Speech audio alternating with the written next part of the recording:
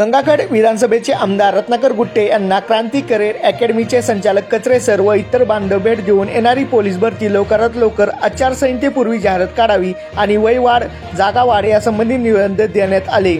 आचारसंहितेपूर्वी police भरती जाहिरात प्रसिद्ध करून भरतीची वयोमर्यादा वाढावी अशी मागणी विद्यार्थ्यांनी आमदार रत्नाकर गुट्टे यांच्याकडे निवेदनाद्वारे केली। यावेळी क्रांती करिअर अकॅडमीचे संचालक कचरे सर व राजू शिंदे, राजू साळवे, राज चव्हाण, सचिन राठोड अनेक विद्यार्थ्यांनी निवेदन दिले।